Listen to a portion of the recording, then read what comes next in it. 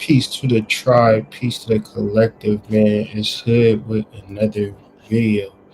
This video is special, man. This is, you know, part one, I would say, because I'm not done studying. I still want to see the movie again.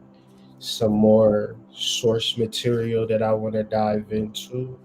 So I'm pretty sure gonna come up with a part two to this, but this is part one of him decoded. All right, today we're going to discuss occult secrets, Baphomet, and other esoteric symbolism associated with the movie Him. Now, first things first, let's explain the thumbnail.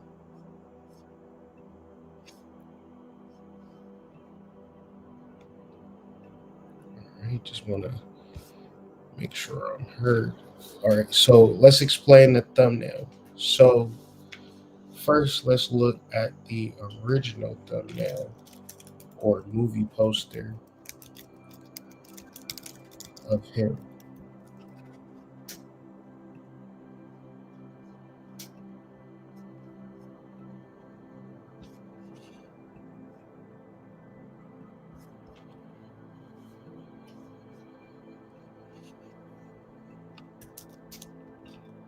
So this is the original movie poster of him.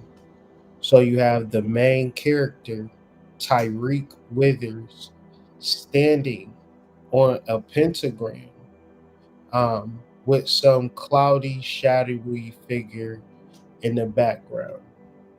Now, the reason my thumbnail is the way that it is because the original title for the movie was to be called Goat. And goat symbolism isn't new. Whether you're talking about Faust, if you look up Mephistopheles, you would see like tens of movies in reference to this particular energy. So the utilizing a goat motif is nothing new.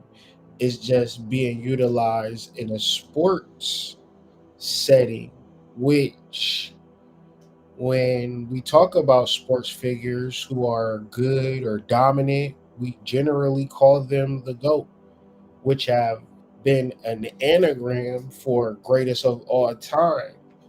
And a lot of people just stop there. However, if you dig deeper into the symbolism, you see that there's much more than just simply the greatest all time. When you talk about sports stars, sports professionals, even if you want to segue it into stars that perform at the highest level, this movie, which we could look at it as a complete and utter work of fiction, but we also know that the truth is stranger than fiction. However, the athletes that exist at the top of the top of the top, more or less, are dealing with some forms of possession. And so, yeah, let's just get into it because a lot have been going on, whether you was Cardi B or you were Charlie Kirk. I feel like it all resonates and it all has something to do with one another. So this picture that I'm showing is a picture of Mephistopheles. And Mephistopheles was a summoned demon that taught the man in the movie, or in the book rather, how to become rich and powerful. And the way that they did it was through paper money. So I think this is a deeper symbolism when you get into what does alchemy produce. So just a quick rundown of the book or story titled Faust is written by Goethe or Goat. I don't know how to specifically pronounce it. But this book is full of alchemical allegories. Now, he didn't just come up with this story out of thin air. Previous to Faust, it was a man by the name of John Law, right? John Law was from France, and he figured out a way for people, like, it was only so much gold in France. So since people didn't have gold, people couldn't buy nothing. The economy was shit. People had a little bit of gold, but he created a idea, right? Because France had a colony in America, Louisiana, which was all of Louisiana, all the way up into Canada, north and south. So John Law, got got cool with the King of France and was like, you know how we could boost this economy up? He was like, how, bro? He's like, all right, we gonna act like America have uh, gold and silver, right? But all the French people, all they have to do is turn in their gold and silver, and we'll hand out this paper money to them, right? And the paper money will grow in value the more the citizens donate to the cause. So they're gonna give us. He telling the king, right? The people gonna give us all of their gold and silver, and we gonna get in paper. But we gonna have like this ledger that come out every day, where that money gonna be worth something. So it started off where it was like, let's just say it was five. It was livres. That's how you pronounce it. Livres. It was worth 500 livres when it first started. Then it got to a point where it was 10,000 livres. And all of the French people was thinking that, oh my God, we're about to be rich. And literally, this is the first time in the history of life people felt as though they were rich. Mind you, though, they thought that their paper money was connected to the gold. And some of it was, but a majority of it wasn't, because John Law had gave out way too much paper money, to the point that people was like, all right, my shit is, I done made it say on paper that I got 100,000 livres. I'm a millionaire. Let me get some of that gold and silver so I can buy me a horse, you know, the Lamborghini of horses. And it was the first ever bank run. And so basically, long story short, John Law got ran out the ran out of France and died in poverty. Lo and behold, economists nowadays think of John Law as a genius. And literally, John Law's system is the system we're under today. But the system that we're under today is a result of a demonic force and a demonic entity, which, because this story is like not a new story. So this was at John Law's time, was in the 1700s. So right after John Law get kicked out of France, his boy, which he a Freemason, Goth, whoever wrote Faust, he writes this story about this demon slash goat named Mephistopheles that tells the protagonist, I got this alchemy where we can turn paper into riches, right? So Faust, the main character, is an alchemist seeking mysteries of creation with the devil's help. Faust and his teacher, which is a demon, Mephistopheles, they win the emperor's favor. So this is just a story going over and over again. Like Faust and Mephistopheles is just like John Law and the people that come before him, like instituting this paper money, this central bank. Whereas you got to understand, for the whole million years of history, people lived off the land. Ever since 1800s, people have developed this central banking system, and now every major country in the world operates off a central banking system, which is fiat currency, is not worth nothing, is based on the idea. So, in the inception of paper money, it was a medium of exchange, right? This money represented this gold. Now, people act like the money is worth gold itself. Like people literally look at the money and imagine it to be worth something, but in reality, it's only worth what you use it to buy. So Faust and his teacher, the demon Mephistopheles, win the emperor's favor.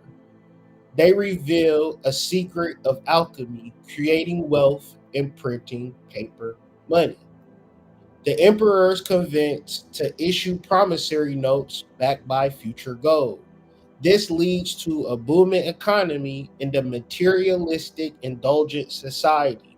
Eventually, the currency collapses, and the lesson is that the devil's creation in the play are ultimately illusions.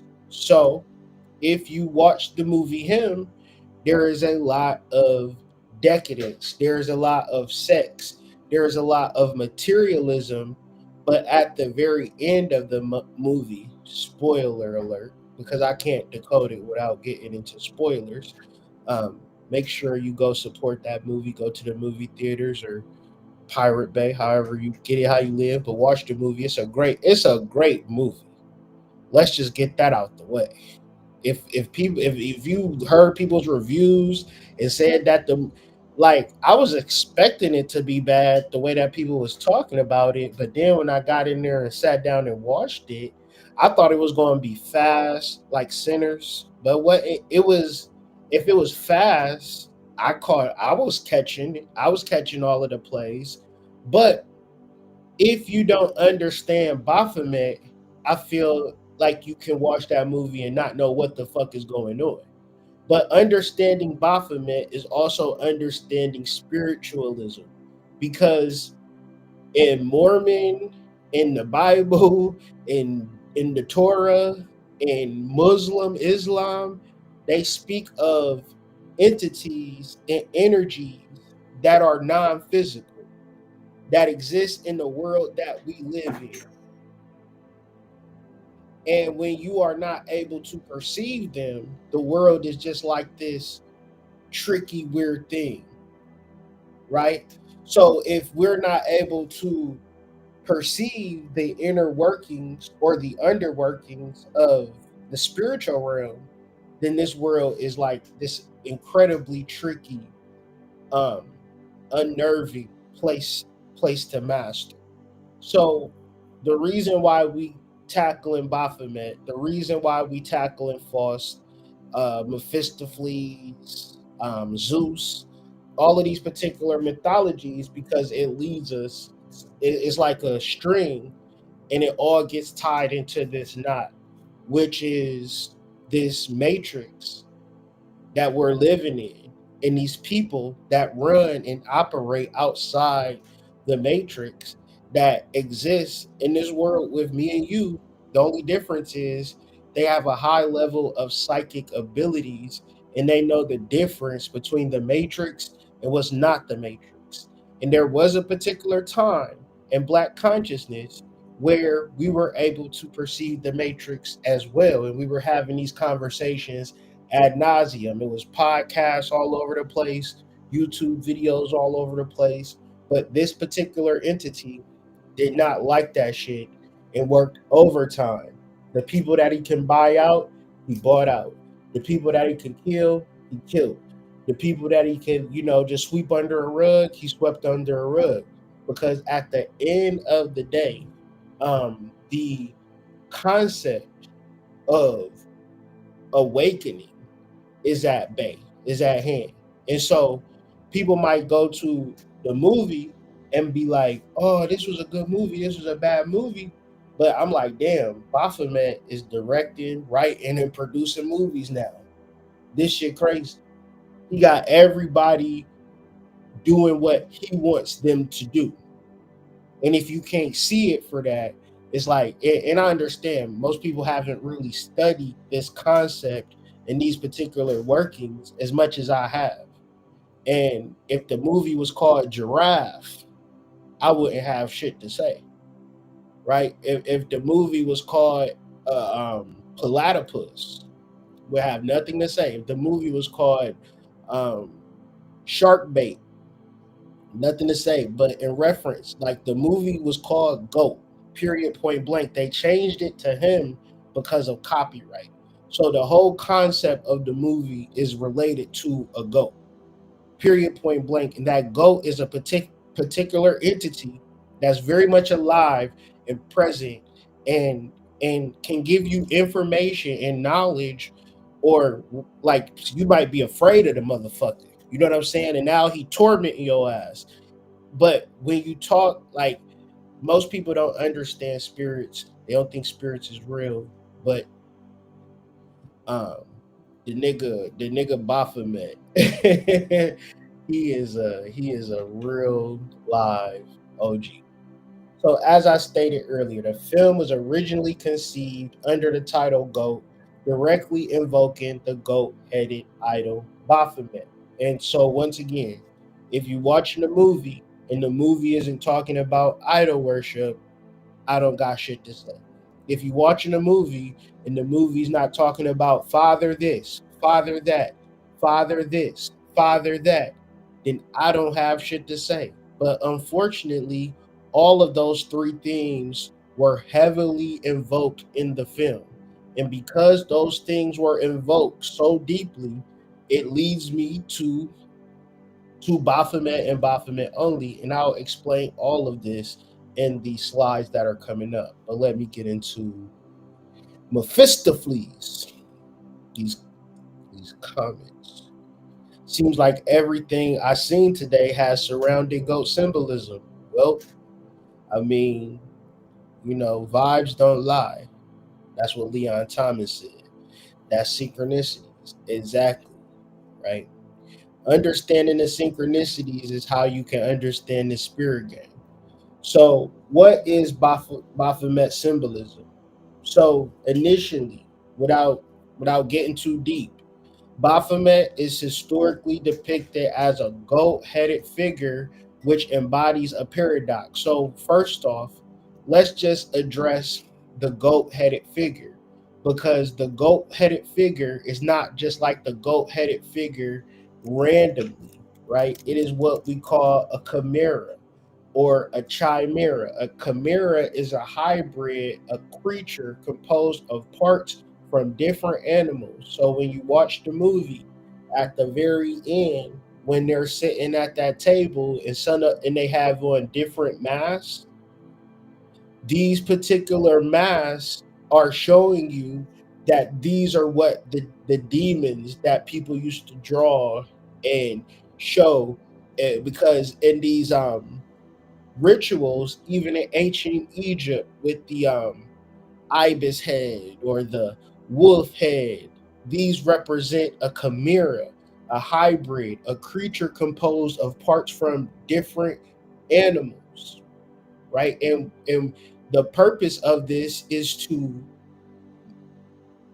like, they're showing you their spirit, because on the see, and this is what make people so dangerous a lot of times, because they have a whole spirit underneath that facade of a face, right? So in the movie, it was an idolization theme. So a sports movie doesn't have to be about idolization. It could be about, radio. I'm trying to think of some sports movies that I've seen. Radio, the movie with the short dude from Notre Dame, um, Forrest Gump, um, Any Given Sunday. Most of those movies wasn't particularly about idolization. However, this movie was. And once again, why does that pick up my antennas? Because Baphomet was an idol.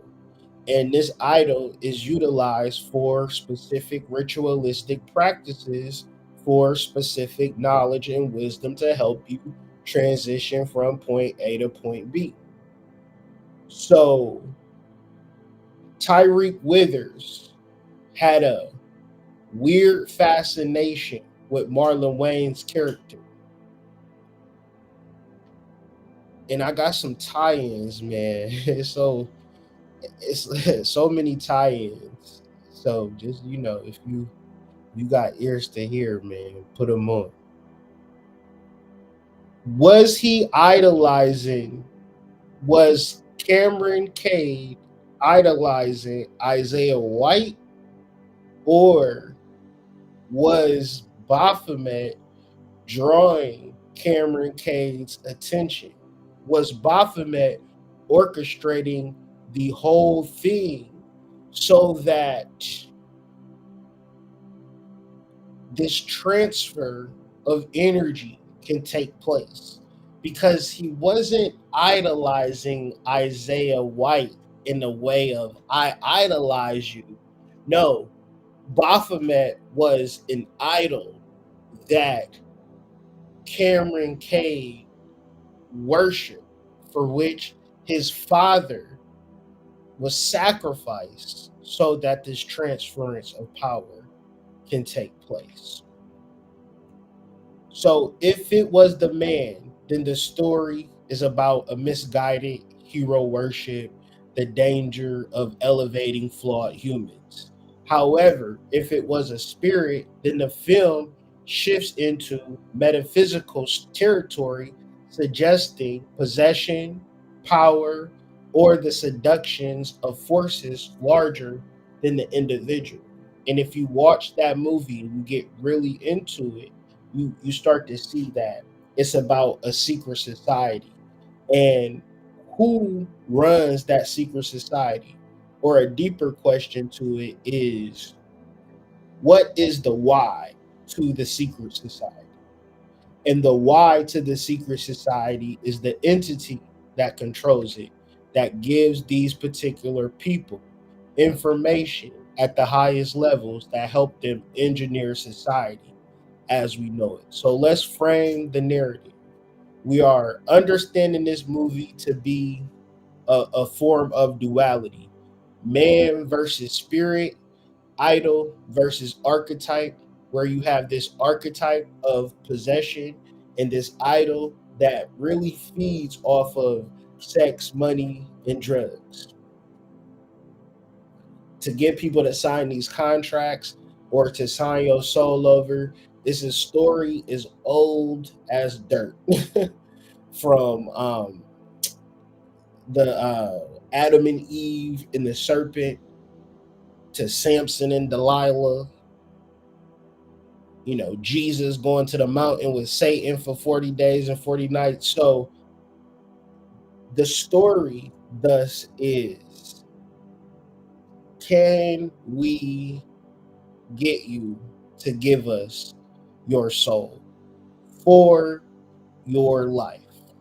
So we're going to ride you on a natural high for as long as you think it's going to last. But when it's over, boy, it is over. And that's basically the story. The source material for this slideshow, for this live, are from 3 books, all from Tracy R. Twyman. God bless the transition. Because you can't say God bless the dead because Tracy is not dead. Your ancestors are not dead.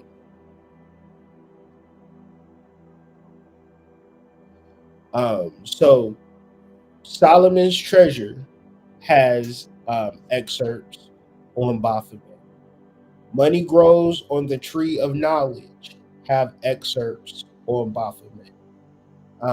And she wrote a full masterpiece compendium on Baphomet as well. So if you wanted to understand Baphomet from a more occult, metaphysical, historical point of view, which is kind of abstract because it's a spirit. And what makes it abstract is everybody is going to have a different interaction with the spirit, if any at all. So person can say, I don't believe Baphomet is real because I ain't never dealt with him. I ain't never seen him. And a lot of times it's because he don't want to fuck with you. So the question then comes into, is this lady writing all of these books about Baphomet because she's a big fat liar, or she's trying to convey something that is extremely abstract? And I've read this shit for years, and only up until now, because of the certain um, occurrences that have happened in the news and in entertainment, it all makes sense when you understand Baphomet in a space where this nigga really be controlling shit for real. And if you don't, and he control it through possession. Like this nigga cold. Cause if you ask me, if you ask anybody from the screenwriter to the producer, to the director, to the actors, what is your true motivation for this movie? And they'll probably say some shit like, man, I just wanted to make a good movie to have people talking about it and, and make some money, this, that, and the third. But at the end of the day, I would be hard pressed for somebody to say, man, I was just doing as the master was telling me to do it. Right. So you can look it up for pages and pages of information and knowledge. But let's just synopsify. I just made that word up. It felt good. And I'm going with it. Okay. Let's synopsify Solomon's treasure, the true story of the most holy grail. And the saying goes, whoever holds the holy grail is like the king of the universe, but we can also understand that as a person being possessed with a particular form of knowledge and skill and ability to always come out on top. And we'll show you some real life examples of people who have exemplified this particular nature in the realm of sports, and they're literally called goats. So, with that being said, Tracy Twyman's Solomon's Treasure delves deep into the esoteric and historical connections surrounding the legendary treasure of King Solomon. And so the thing about King Solomon is that he was working with these Goetian, these demons, and he had ended up fucking with a G. I gotta find his name though.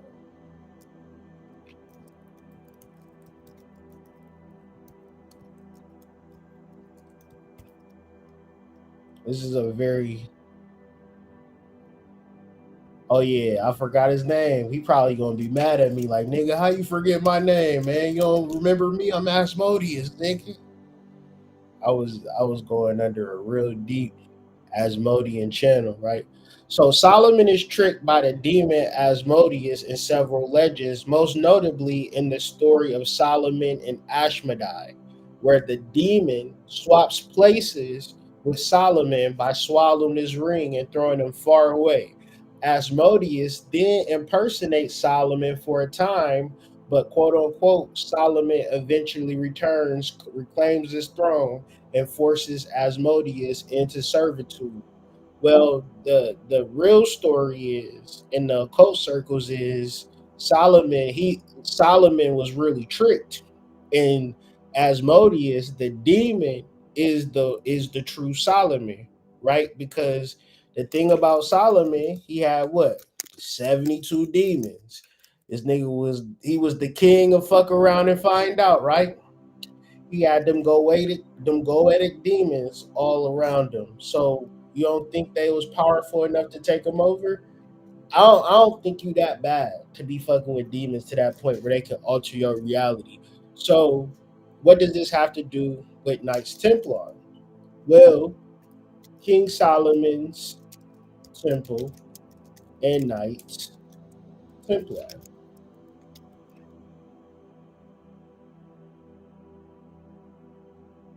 King Solomon's Temple is the historical and religious site in Jerusalem that provided the Knights Templar with their name and headquarters after the First Crusade. where they were granted quarters in the Al-Qasa Ma'ad. For about 90 years, they excavated the Temple Mount, which believed to be the site of the original temple. While the Templars likely found various religious artifacts during their time there, myth and legend surround their alleged discovery of the significant holy relics like the Holy Grail and the Ark of the Covenant. So when you scale out, you realize that them niggas really did find some shit, because how in the fuck, right? They was just there, and then they automatically have more money than France. In the 1300, they figured it out, right? So now the whole world operates in some form or fashion through central banks. And everybody that exists within the boards of these central banks are Masons. It ain't me, you, or your mama. If we work at the bank, if we still a dime, we ain't never gonna get nowhere.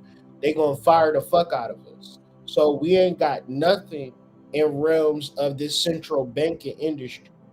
Like, that's the real control, the money. We want to work for it. We want to, do shit for money, get money. These niggas is creating money. It's a whole nother level. And if you gonna get to that level, I promise you, you would have had to have some form of supernatural assistance.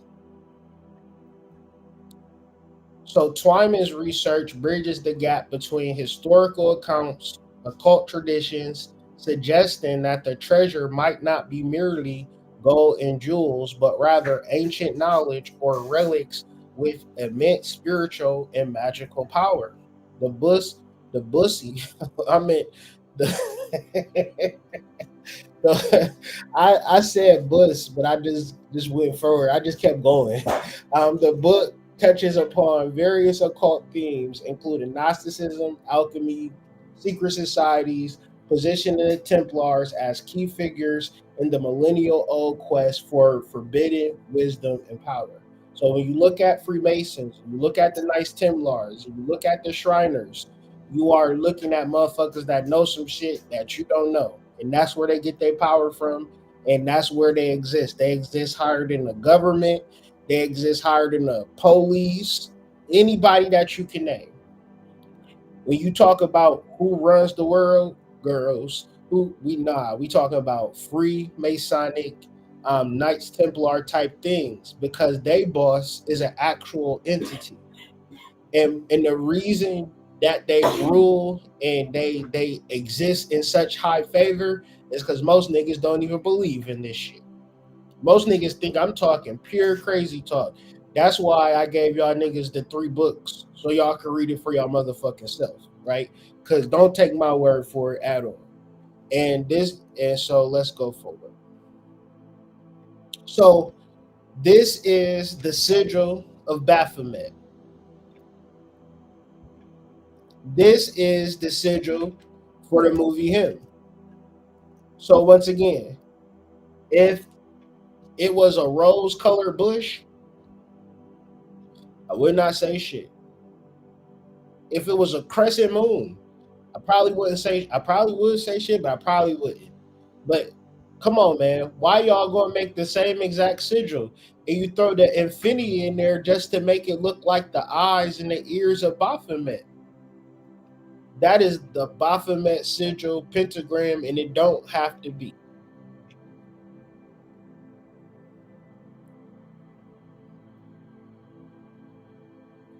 So let's just really quickly connect the Templars to the Freemasons. And the reason that I'm doing this is because if you watch the movie, it is the San Antonio Saviors versus the Atlanta Masons. That's the first and only game. You never see another game. You don't know no other teams in this football league. The only teams in this football league are the Saviors and the Masons, the Atlanta Masons. Now, come on. Why be so lazy? Why not be the Atlanta Builders? Why not be the Atlanta Hirams? Something. the Atlanta Keymakers, the Atlanta Cornerstones. I swear, I was definitely a Mason in a past life. I know too much about this shit. I would never join that shit today because niggas is not about to sacrifice me for what? What I'm getting sacrificed for? What I'm gonna get? What my family gonna get? That shit fucked up. Yeah. I I understand it. I would never join it. I would never be okay with it because the niggas that join it don't even know this level of information that I'm kicking to you in reference to this subject. And they will get into a whole rigmarole of knowledge and doing this and doing that just to see if you a good ass soldier, to see if you can be controlled so they can utilize your vessel for whatever they want to use it for. So the main player on the San Antonio Saviors is Isaiah White. Do I have to spell it out for you? White Saviors. So what are we also connecting? White nationalists and the white Christian movement is just the Klan by another name, ladies and gentlemen. They have upgraded their approach. They said, you know what, we're going to take off the goddamn mask and we just going to wear suits and ties and our women are going to wear dresses, yellow dresses that look like they made out of cardboard, and we just going to smile and be nice. But at the end of the day, we is hell bent on taking over the world. And man, it's like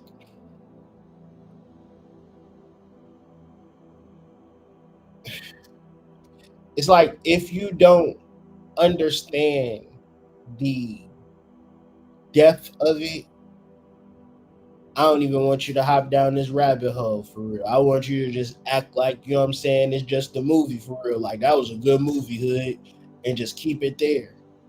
Because if I'm watching a movie and they ever say the San Antonio Saviors versus the Atlanta Masons, I'm through.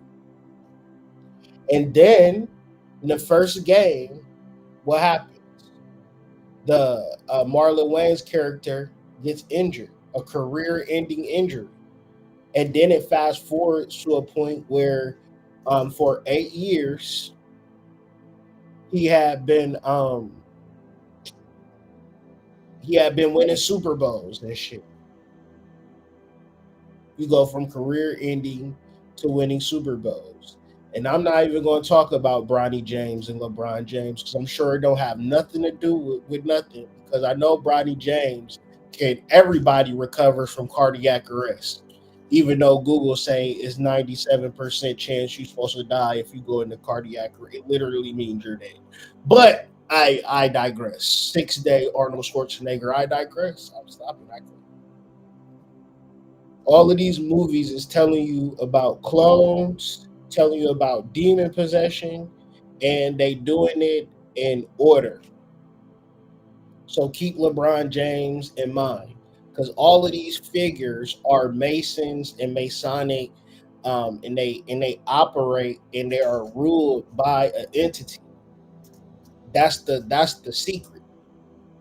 And it's only one scene in the movie that gives it all away.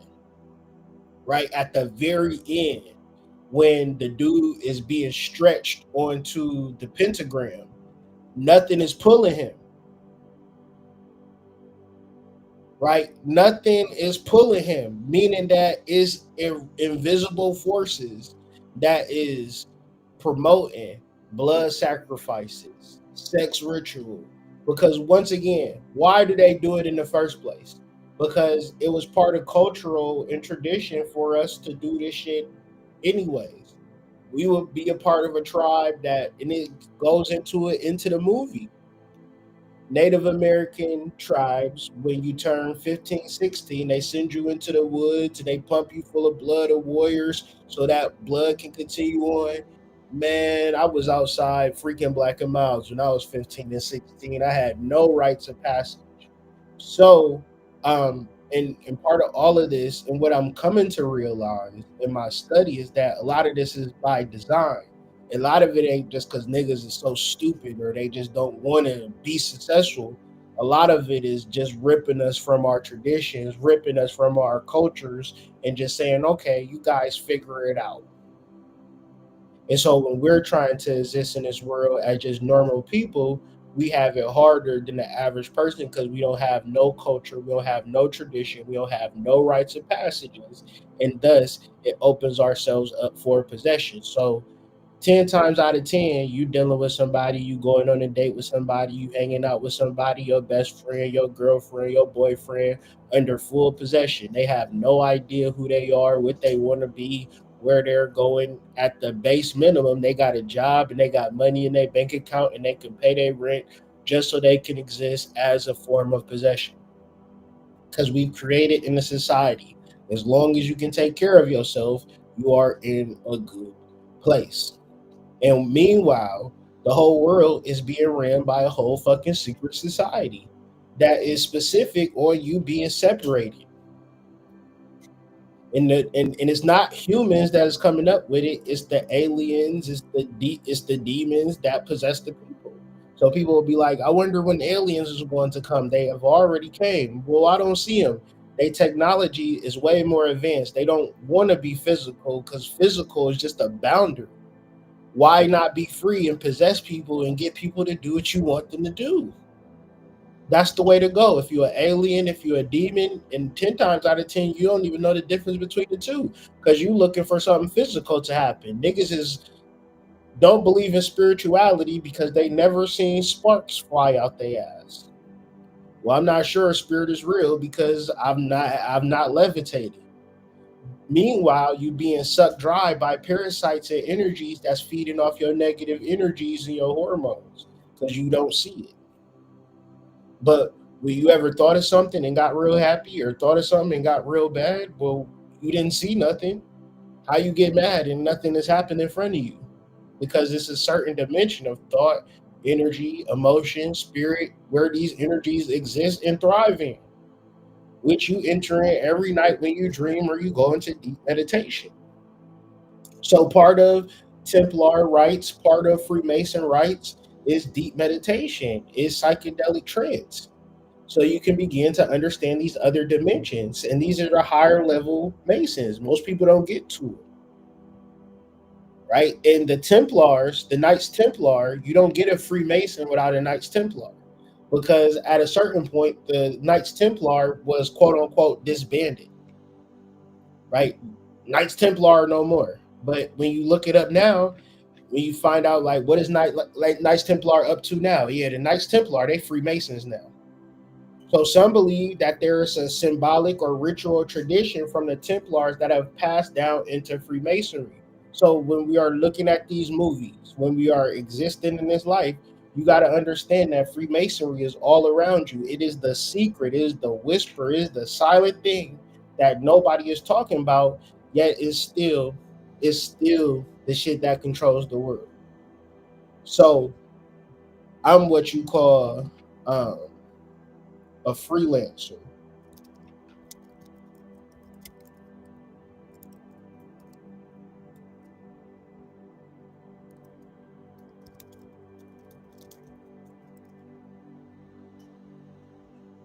I ain't a part of no lodge or no secret society. I just do my own thing. So let's get into some more ritualistic parallels that are um, referencing uh, the goats. So there is a mythology between Zeus and Almathea. Almathea is a she goat, and Zeus, right? Zeus's father is Saturn. And Saturn, all he do is eat his kids, right? So, and this is like mythology, and it's also biology, right? Because evolution has made babies cuter. Because it was rough being a baby.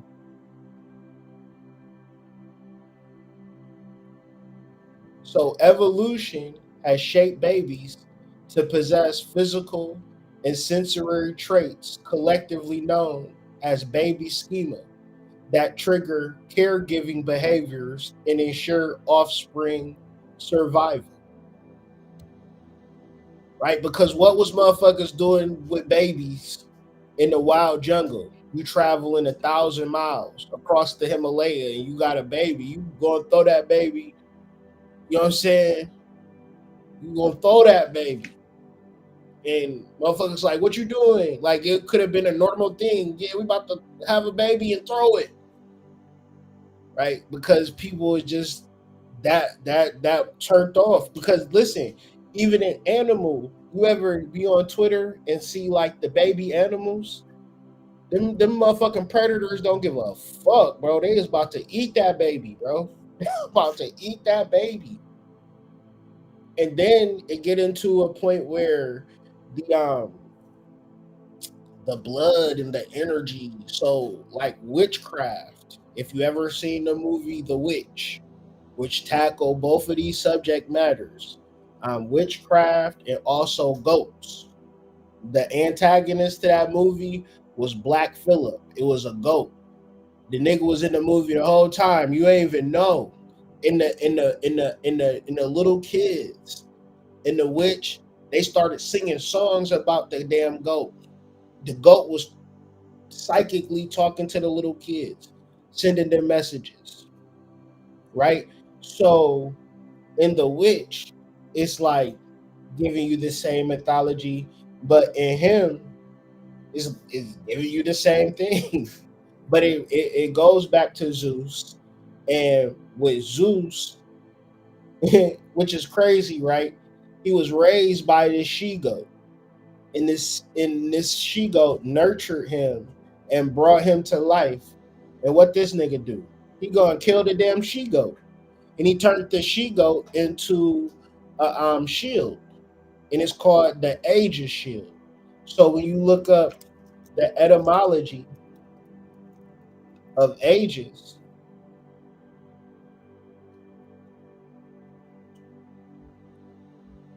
it means protection. It means goat. Y'all see that? Aegis is the name of the shield of Zeus, a word said by Herodotus, and is related to goat. The shield was of a goat skin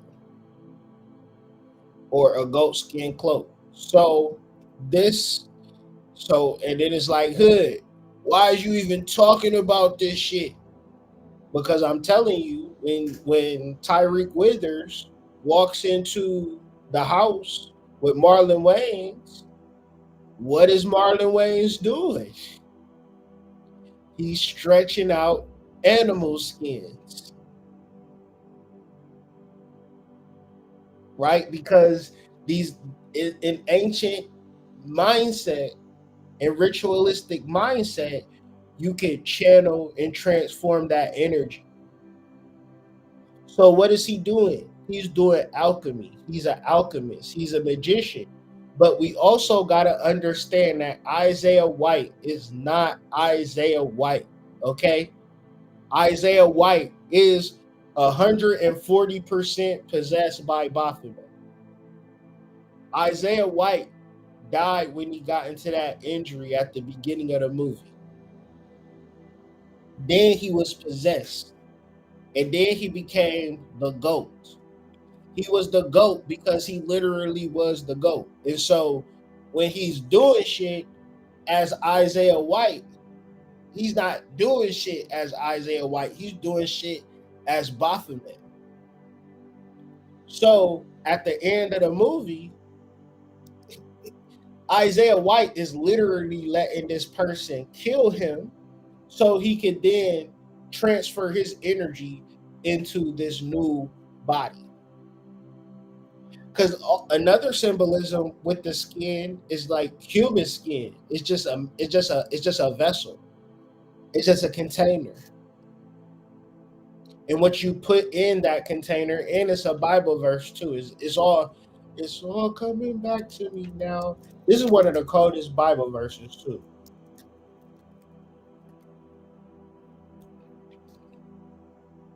And it's symbolic of the movie. So the biblical saying is, no one pours new wine into old wineskins. So old wineskins is Isaiah White's old, fragile, beaten up body. The new wine is the spirit. The spirit is always new wine. So of course, the wine will burst the skins, and the wine and the skins will both be lost. So of course, new wine needs new wine skins. So tell me why in the movie, when he walks into the room, he's doing the whole skin thing. So what does this mean? This meticulous and reverent preparation of animal skins, coupled with the religious imagery of hammering the nails into the wood, like he just showing you he's a true alchemist. But it's like, well, what is alchemy? Alchemy is having billions of people imagine that paper is worth shit. People kill you for paper. People steal from you. People fall out. We haven't even seen our family members because we all busy working trying to get this paper. And I'm trying to get that paper, dog. Well, I went down to Staples and I got me a ring. So am I good? I colored it green. I put some old man faces on it. Is it worth something? Oh, it ain't worth shit. Why not? Y'all did it with the "In God We Trust" bills. So what I'm showing you is that these parallels exist in the movie and in mythology. And when we talk about mythology, we're talking about um, metaphysical, spiritual formulations to contact spirits. And one would say, all right, well, what's the big deal about that? Like, I don't get the big deal. Nigga, there was no flat screens. There was no iPhones. There was no laptops. There was nothing. It was just niggas in nature, in their home. They had a little piece of pussy. They had they kids. They had their job. Niggas entertained themselves with this mythology. And another thing, right? A nigga could go, like, I went to the gym today and I was just thinking, like, I'm about to exercise my body. And I don't have to necessarily go to the gym to do it because I'm utilizing my body to get my body stronger. And I would say, like, the ancient person, that's all they ever did. It wasn't no such thing as like a fat ancient person. Why would it be? Because they not lazy. They couldn't even be lazy if they wanted to. They literally had to be strong. And in that strength, in that development of your hormones, in that connection to the land, you begin to understand things that the average person wouldn't know. And to keep that information to travel from generation to generation. These myths are thousands of years older, much older than the Bible. All of this shit predate the Bible. The Bible is the Johnny come lately of the bunch. So I'm saying all of this to say, if we were to ever understand alchemy, we could understand it as creating something from nothing. So you would have a dead animal, and now you got a shield, you got food, you got milk, you got a coat or some shit. You know what I'm saying? That's alchemy. You took that carcass and you repurposed it, and because you did that, you was gifted with some form of supernatural life force, which in other terms, people could call it divine power or protection, because you're utilizing duality. You're utilizing man, you're utilizing spirit in your day to day, everyday interactions because you can't help it. So, for us, I know if we went to the ancient world right now and showed niggas our cell phone, niggas will lose they shit. Like, yo, this nigga got this goddamn. I don't even know what to call that motherfucking shit. And then I'm sure they could give you some food, show you some different herbs and shit, different psychedelic concoctions to really put you in a different dimension. Like like you could probably have a diet.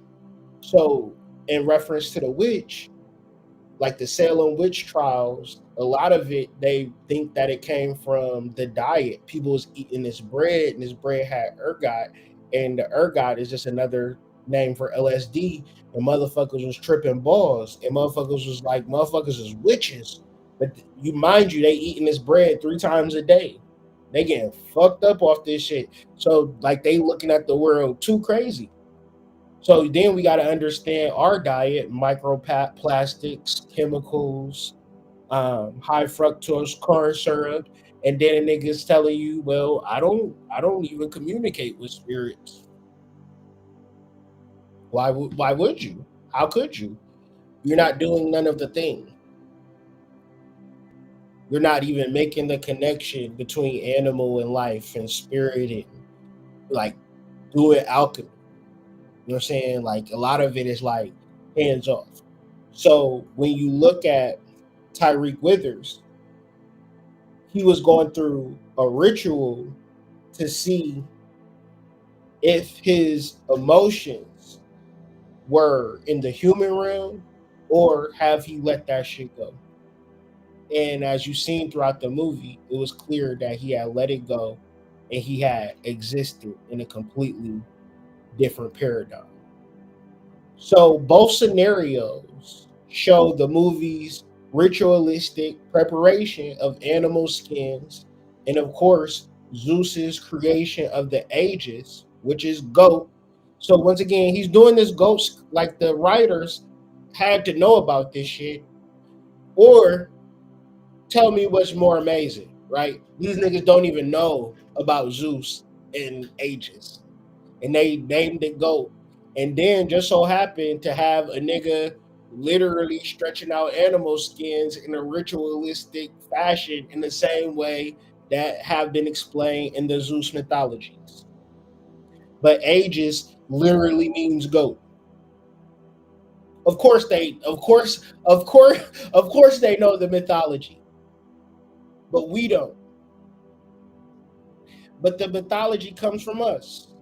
There's nothing about Greek or Greece that is original. Nothing. It is all a copy of what one would call Egypt. So that goat in Egypt, you would call the goat Pan.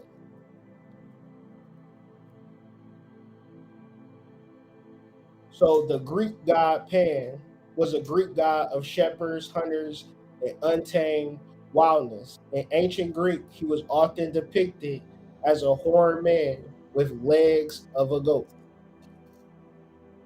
So in our literal brains, we're literally looking for a nigga that looks like this, when literally the horn man represents knowledge and the legs of a goat represent some form of ability, special ability.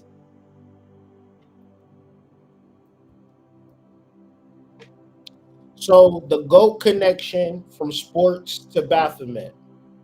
As we stated many times, the original title of this movie is called GOAT, which held a double meaning, cleverly playing on both the modern sports acronym, greatest of all time, and the literal animal symbolism of the goat, particularly in its association with Baphomet worship. So one would say Cameron Cade idolized Isaiah White or worshiped him, because we're also dealing with saviors. So the weird thing about it was when they were playing football, his family had an altar with 2 candles on the altar. When they scored a touchdown, the flame went out. And when the flame went out, the dude got injured. So they literally showing you that it's bigger than football. It's a ritual. Take it how you want to take it. Get rid of the football, you got the ritual. Get rid of the ritual, you got the football. So it's all a game. You got to be able to put 2 and 2 together. And although the film eventually evolved into him, not because they wanted to, because they had to, this initial concept set the stage for persistent go imagery and deeply unsettling ritualistic themes that pervade the narrative.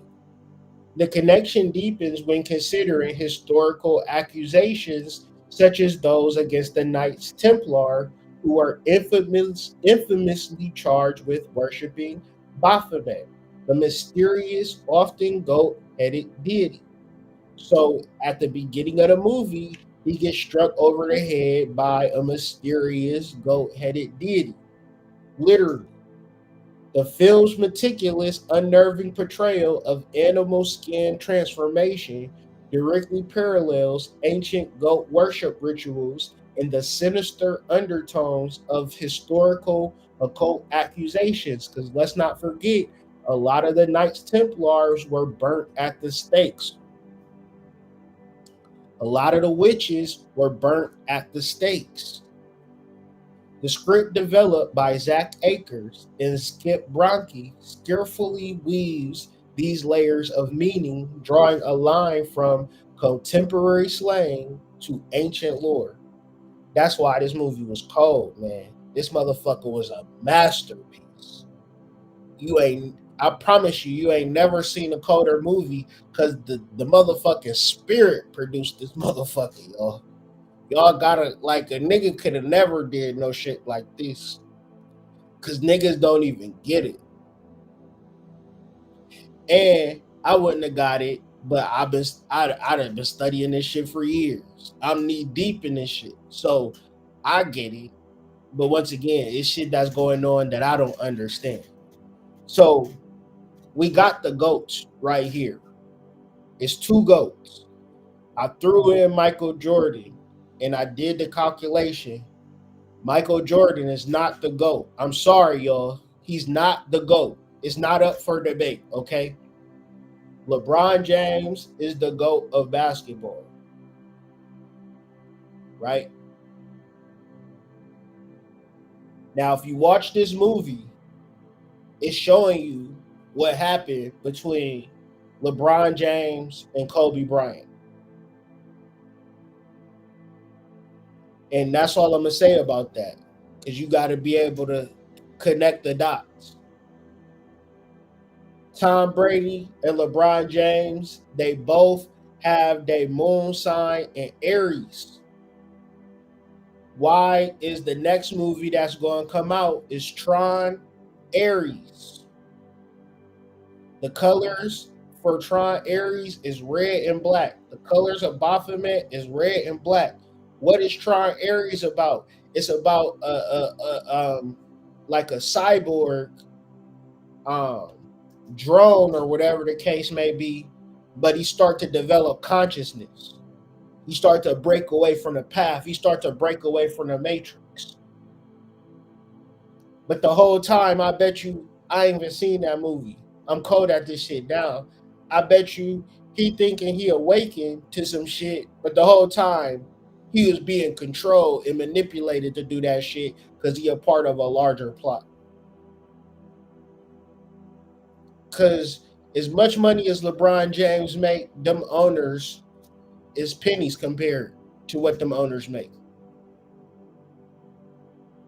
Because them owners got bosses. And the thing about the billionaires and the millionaires and the elites is that they bosses are entities, nigga. It's a reason. Think about a salary cap. Think about the biggest story in the NBA is Kawhi Leonard and the fact that they gave this man extra money.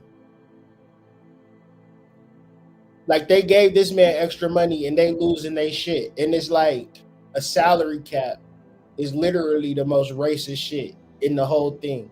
Because the white boys that play baseball, they don't got a salary cap. You can pay the motherfuckers anything. But when it comes to niggas, football and basketball, we got a salary cap. And them owners got more money than they know what to do with it. They could give LeBron James $1 billion a year and they wouldn't lose no sleep at night. So you fuck up the whole sport of basketball with this stupid salary cap shit. So, the older you get, the more you can't get a good team around you. The same thing happened to Kobe Bryant. And they can't say, all right, I'd have made $1 billion. Let me just make $5 million this year so y'all can get good players. That goes against the NBA PA because everybody's contract is related to the next contract. So say Shea Gilgeous, he the top dog, so he get top money. If somebody is the top dog over Shea Gilgeous, they gonna get paid more than him. So you can't retract. You gotta get paid what you worth, and that's just the way it goes. But it's still not enough. So I'm saying all of this to say the GOAT conversation is not up for debate because when you look at their moon sign, and their moon sign is in Aries, and Michael Jordan, he Air Jordan, right? His sun sign is in Aquarius, right? Aquarius is an air sign. He's Air Jordan. He's Mercury, right? But the GOAT is LeBron James. I'm just putting that out there. And I'm not trying to debate nobody. Debate me astrologically, right? So if you watch my first video when we decoded the trailer and I was talking about all of this Baphomet stuff and y'all thought it was crazy, if y'all watching that video, I said if it's going to be a motherfucking decapitated head, if it's a decapitated head, I'm throwing my computer. And lo and motherfucking behold. So it's this dude. Trust me, and this is spoiler alert. If you don't want to get spoiled, and I'm not spoiling it because you will still watch it and understand it. I'm not giving nothing away. I felt like that motherfucking movie was a documentary. Nigga, that wasn't no goddamn movie. Anyways. So it's this doctor that's with Tyreek Withers the whole movie, right? So what does this doctor play? This doctor is literally like the John the Baptist because he got all the wisdom and all of the knowledge that's going to heal their bodies and make it to whereas they can perform at their highest levels. So he take a liking to Tyreek and he telling Tyreek, like, nigga, leave. Don't fuck with this shit. Go, run. And so he tell him to run. They at this party or whatever. And then, long story short, he drinking, partying, woo. Tyreek, he drinking, partying, woo. Then he get into this room and he hold up this goat mask. And he lift up this goat mask. And it's a decapitated head. Now, all of the shit that I've done laid out in reference to Baphomet, none of it is even comparison to a motherfucking decapitated head in reference to Baphomet. It's like you can't get no more clearer about who the fuck you talking about. Because I would have kind of said maybe it's not about Baphomet if I didn't see the decapitated head. But once again, this is not no shit that they pulling out their ass like, oh, I just got this creative idea. We're going to have a decapitated head. I've never thought about that shit, Skip. Let's write that in there. They're going to be blown away. No, motherfuckers that know. It's called a teraphim. It is an ancient talking head. A teraphim were ancient devices made from human heads after a person was killed.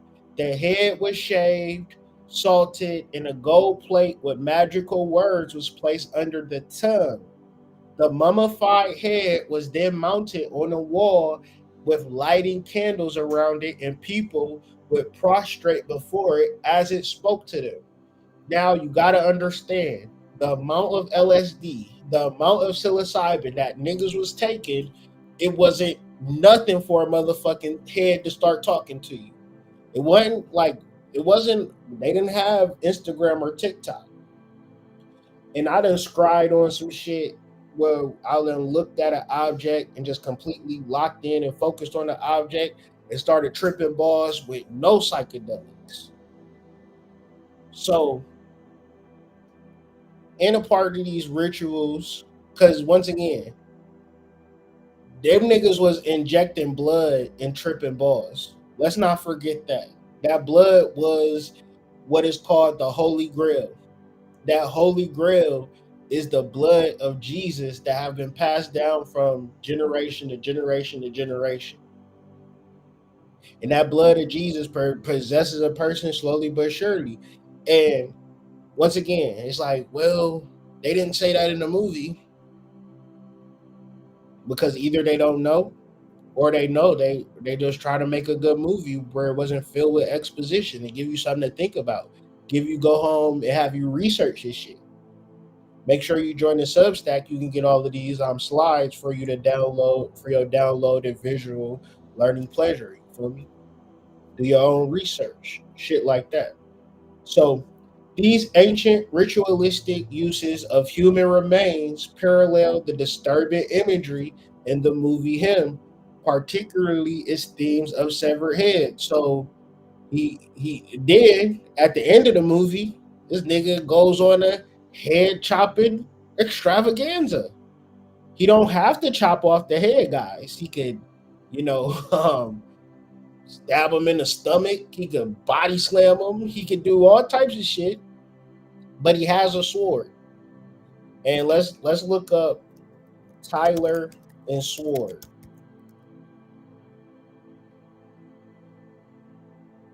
Tyler is Masonic.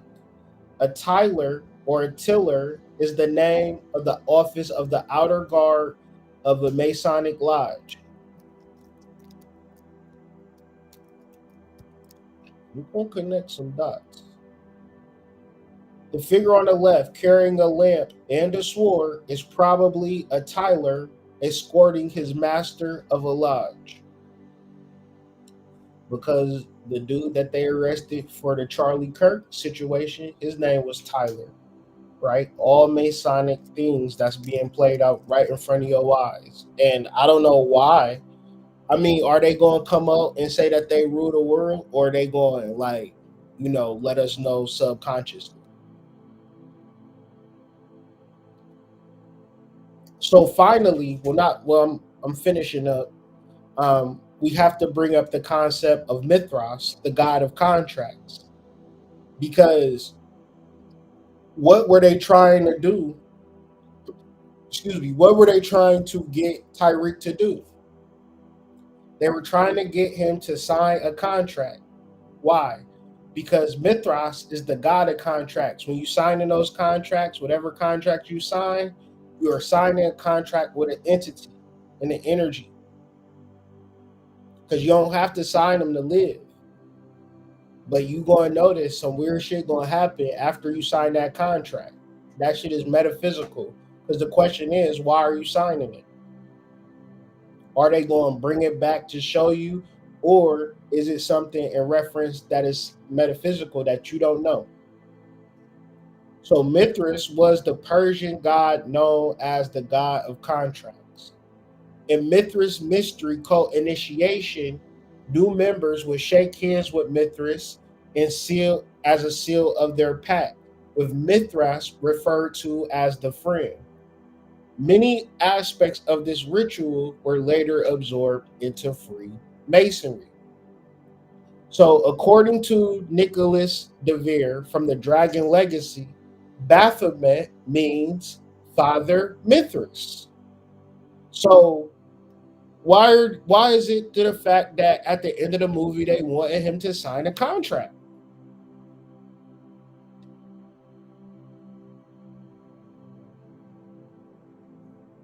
Like they made it a big deal too. Like, man, nigga, sign this contract. Like, what's wrong with this nigga? They broke character. He didn't sign the contract. That's the coldest shit you ever seen. Cause we have never seen a nigga do it. See, he did not sign the contract, and the spirit could not use nobody to house or host him. So if he gonna play football, he gonna play football. If he ain't gonna play football, he ain't gonna play football. This nigga said, "I work at a fucking factory." Most niggas ain't gonna be able to do it, but we need more niggas like him in the world to say, "I'm not going to sign the contract," because look at this shit. Look at all this. Look at all this stupid shit you got niggas doing. This nigga's head is busted open, bleeding. He watching niggas getting footballs thrown in his face. His daddy done died behind this shit. Also, he can smoke a little bit of weed and get a little bit of pussy. It ain't worth it. So I gotta watch the movie again because I promise you, I feel like it was an editing mistake where it was the San Antonio Saviors versus the Atlanta Masons, and the little boy was like, "Go Arizona." Do you remember him saying that? Or am I tweaking? Like at the beginning, he was like, "Go Arizona." I'm gonna watch it again. I'm gonna watch it again. I'm gonna watch it again because Charlie Kirk's funeral was in Arizona. But I'm gonna watch it again. But they believe that contacting Baphomet taught them the mysteries of money and wealth, enabling them breakthrough accomplishments in arts, science, and medicine. Their international banking system ideas were considered genius because every civilized country in the world does business under the guise of a central banking reserve, and they do fraction reserve lending. So there is not the money has no value. So we should all be rejoicing because we're all technically rich as fuck for real. But it's this particular idea mindset that no, the niggas who got a lot of the imaginary paper got more money. No, the niggas who are creating the imaginary paper have all of the power. And I'm saying all of this shit because it is all spiritual. It's all spiritual. So if you want to understand finances and wisdom, you have to break through the barrier of your ignorance. You have to break through the barrier of your humanity and begin to understand these particular metaphysical principles, such as wisdom. Right? So, what is a contract with Baphomet? Idris Shah proposed that Baphomet may actually derive from the Arabic word Baphomet, means the father of understanding, as associated with Sufism. Von Hammer also suggested a derivation from the Hebrew Mapta Bet Yahweh, the key to the house of God. Levi proposed that the name was composed from a series of abbreviations, Temp Op Ab, which originates from the Latin Templi Omnium Homnium Passive, which means the father of universal peace among men. Aleister Crowley reached the conclusion that the name should be spelled Baphometir, signifying Father Mithras. More recently, Idris Shah has pointed the Arabic Baphomet or Baphomet, meaning the father of understanding. And the reason why it has to be Baphomet, because how many motherfucking times did they say the word father in that fucking movie? They didn't say daddy. They didn't say dad. They said father at least 100 times in that movie. Why? And then to come to find out at the end of the movie, he's looking at it and he's seeing that all of these people were all like in on it. The owner of the football team actually knew his dad. Another cold ass movie. I mean, I think him is better. Mate, is her? You seen Hereditary? I mean, is it Hereditary? I think it's Hereditary. Is him better than Hereditary? What do y'all think?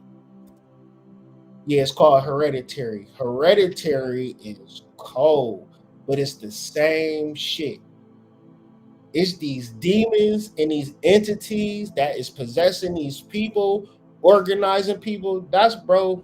And it seemed like I'm very sensitive to shit, bro. So it'll be seeming like I'm fucking crazy.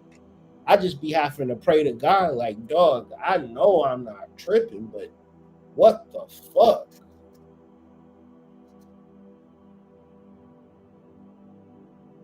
Hereditary is cold, y'all. So, but him is a lot like this movie. So if you like him, watch this motherfucker right here, because this shit'll blow you away. Um, in the Book of Lies, the 33rd chapter is entitled Baphomet. So once again, 33rd, that's another key symbolism to the Charlie Kirk mystery. Uh, we'll get into that. I'll play a quick little video to align with it. It purports to transmit Templar Grand Master Jacques de Molay description of God under the figure of the double-headed eagle used as the symbol of Scottish Rite Freemasonry.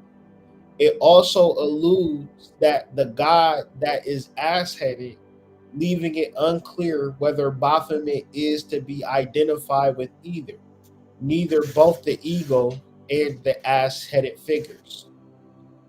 And finally, in the Book of Thoth, Crowley identifies Baphomet with the tarot card the devil and attributes him the Greek god Pan, the all-begetter. In this context, Baphomet represents the creative energy in the most material form, the divine madness of spring, where he is exalted in the manifested material world, a supreme appreciator of existence and the power of creation.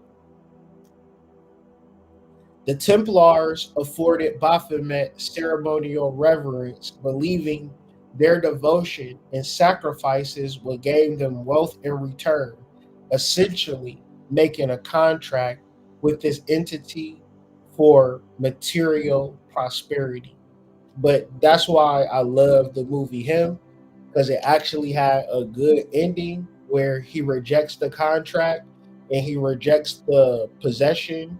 So no, he might not be the world's best football player, but at least he's not under possession and creating the illusion for millions of kids to think that it's a way like they're gonna be a great sports star, and like it's actually what you think it is.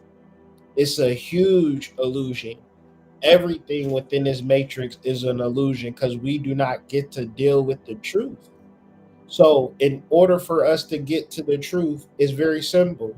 We got to be able to understand these unconscious and invisible spiritual lines that are taking place. And this is ultimately wisdom, because it is the most powerful, uh,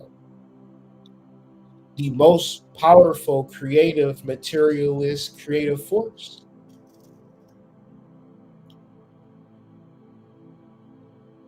So immediately following this, the Savior's owner, Richard Lippert, demands that Cam sign a new contract, intending to replace him for Isaiah, whom Lippert has just brutally beaten to death.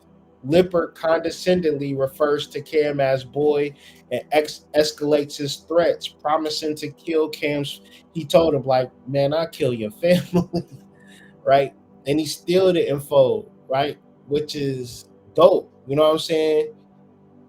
I just feel like most people is just going to sign the contract, get the money, live the life, and not even understand what's taking place. However, under this extreme pleasure, Cam defiantly walks away from the contract. As he does, a chilling scene unfolds. His prospective employers, who are gathered to witness his signing, are all dead on the field. And then once they all is dead, then this red, white, and blue vapor like flies over the sky, letting you know that this is an analogy for America. So I know that the possession is not as strong as it used to be.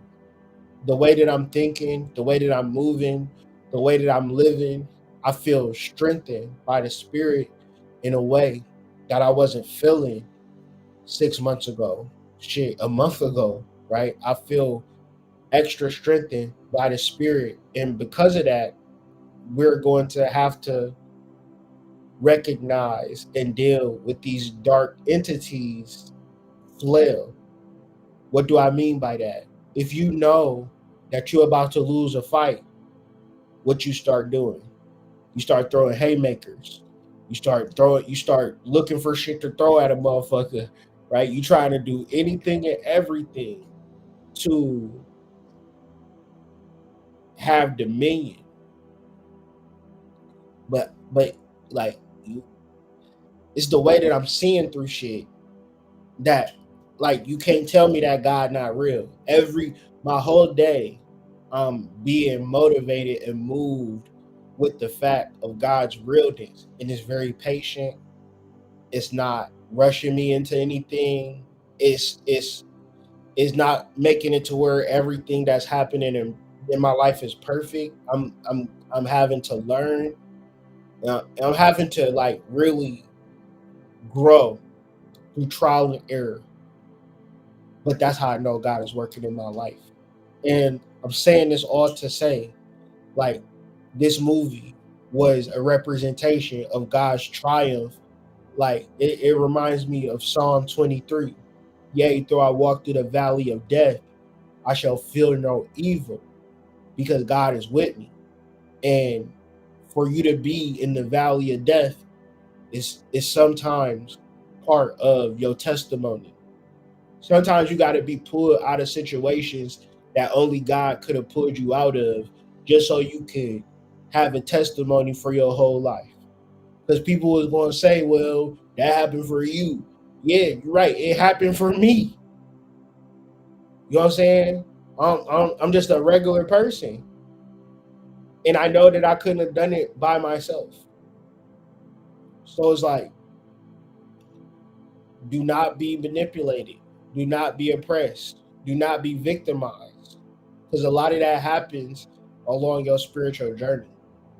And so, you know, I ain't want to turn it into preachy shit, but at the same time, niggas was talking about what they top three was throughout the whole movie. God, family, fuck it. Whatever the fuck the dude was saying. But, you know, what's your top three? You know what I'm saying? That's an interesting question. Put that in the comments. What's your top three? Is it God, family, finances? Is it finances, friends, God? Let me know what your top three is in the comments. And if you like the video, please like the video. Subscribe to the channel if you haven't subscribed to it already. If you like videos like this, please let me know. And join the Substack if you want to look at this slideshow more in depth. More in depth.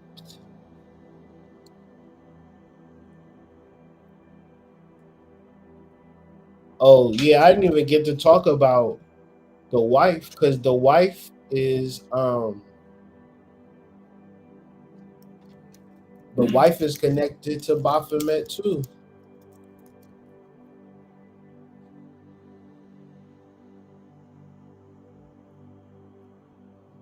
It's through the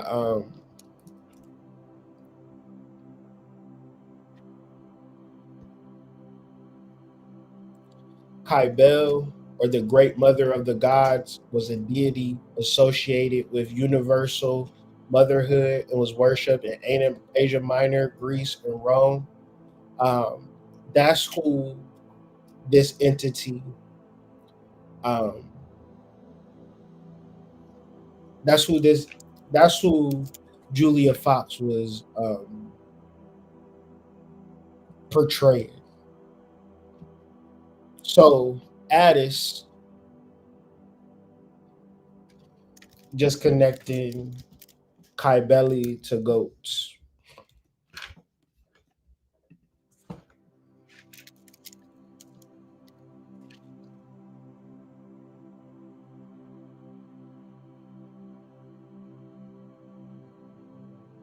In the late 4th century, the cult of Attis became a feature in the Greek world. The story and the origins, as recorded by the traveler, the Pausanians, have some distinctly non Greek elements. The Pausanians were told that the demon Augustus initially bore a male and female sexual organs. The Olympian gods feared Augustus and conspired to cause Agditis to accidentally castrate itself, ridding itself of its male organs. From the hemorrhage of Agitus germinated an almond tree. When the fruits ripened, Nana, the daughter of the river Sangarius, took an almond, put it in her bosom, and later became pregnant with the baby Attis, whom she abandoned. The infant was tended by a he goat. As Attis grew, his long haired beauty was godlike, and the goddess Asabeli, or Kybele, fell in love with him. But Attis' foster parents sent him to Pesinos to wed the king's daughters. So Attis and Kybele get married. And so if you look at Kybele, which is like this woman goddess, right? She marries Attis, right? And so Attis is this basically raised by a goat. So if you want to like look at Isaiah White, who was he raised by? He was raised by a goat. So they're trying to play off this symbolism. And you could look at it from a Gnostic point of view, where she was in the all red. Um, she could be playing Barbello, or um,